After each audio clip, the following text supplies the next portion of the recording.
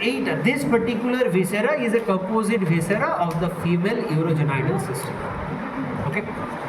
Now in this particular system, what we find is the outermost part that is directed downwards is the female external genitalia. Now here, this is the female urinary bladder. So the bladder, on the side of the bladder, we have got the ureter on the left side and the ureter of the right side. Behind the ureter, we have got the uterus. So this is the fallopian tube of the left, the fallopian tube of the right side. And here we have got the ovary. Okay, so this is the right ovary, this is the left ovary. And then still behind it, we have got the rectum. Now it is actually covered by a fold of the peritoneum. So this particular peritoneum is the rectouterine pouch of Douglas. If you come anteriorly, then this particular fold of the peritoneum, yes, this is the uterovesical pouch. This is the uterovesical pouch. And as we know, the anterior aspect of the bladder is not covered by the peritoneum. It lies in contact with the visceral structures. So this particular region is known as the space of Retius. This is the part which is not peritoneum. This is the portion which is used by the bladder while it is getting expanded. It is getting filled with urine and it is getting expanded. Now, this particular space, that is the uterovesicle, so the peritoneum passes on the superior surface of the bladder and then gets reflected upon the anterior surface of the body of the uterus. It gets reflected on the body of the uterus. So, does the cervix get the covering of the peritoneum? No, it is not. So, always say that the fold of the peritoneum covers the anterior aspect of the body of the uterus. So then it goes over the fundus, which is actually identified by the part of the uterus lying above the level of the two fallopian tubes. So this is the fundic part. So the peritoneum goes over the fundic part, and as it goes so, it goes above the two fallopian tubes. Thereby, there is an anterior fold of the peritoneum in front of the fallopian tube, and there is a posterior fold behind the fallopian tube. Comprising these two, you get a bilaminar fold of peritoneum referred to as the broad ligament. The broad ligament is basically related with the uterus twice. Once along its anterolateral and then along its posterolateral, and the space between the anterolateral and the posterolateral attachment remains free of peritoneum. It is through that particular gap the fallopian tube, the uterine vessels and the ovarian vessels pass. So there is an importance of that particular gap. Now, after covering the fundus and contributing to the formation of the two broad ligaments on either side, it goes posteriorly.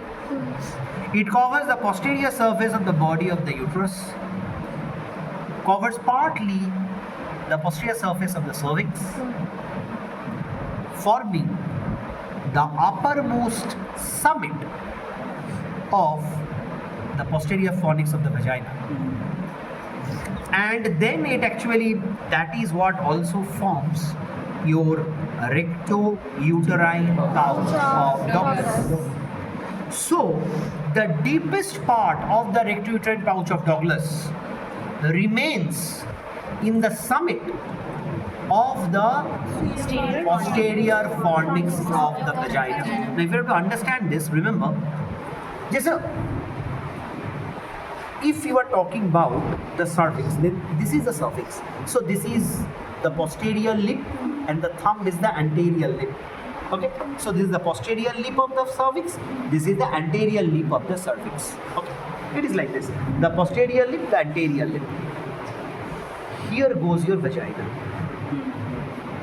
So the anterior aspect of the vagina is at a lower level, whereas the posterior part is at a much higher level. Now you can understand this, a gap, right? So that gap is referred to as the fornix. Okay, so it is basically the gap between the posterior lip of the cervix and the posterior fold of the vaginal wall. So where is the rectouterine pouch of Douglas?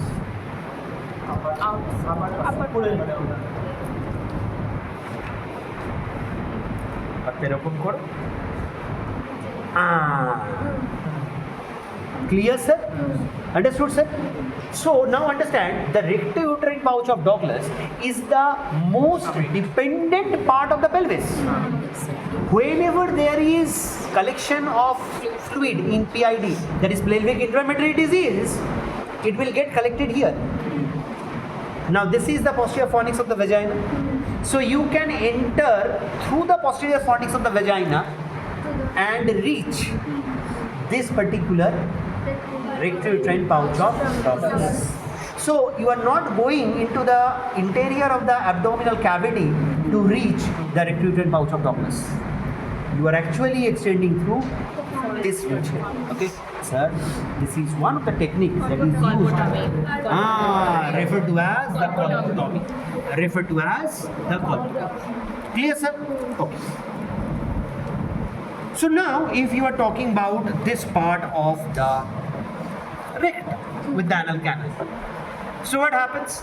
After forming the flow of the rectouterine pouch of Douglas, this particular fold of the peritoneum will go anteriorly upwards along the anterior wall of the rectum. So with relation to the rectum, it is present anteriorly in front of the lower third. In the middle third, it is present anteriorly and on the two sides. And in the upper third, it is present on the right. So as it goes above, so this is actually going along the middle third of the anterior wall of the rectum. It is basically in relation with the middle third. It is basically the middle third, right? Where it is present on the anterior aspect, and then if you go to the uppermost part or the upper third of the rectum, then it is present anteriorly and on the two sides. Okay. So what is the level of the rectouterine pouch of Douglas with relation to the rectum? Yes, sir, it is related with the middle. It is related to the middle. Clear, sir? Understood, sir? Thank you, sir.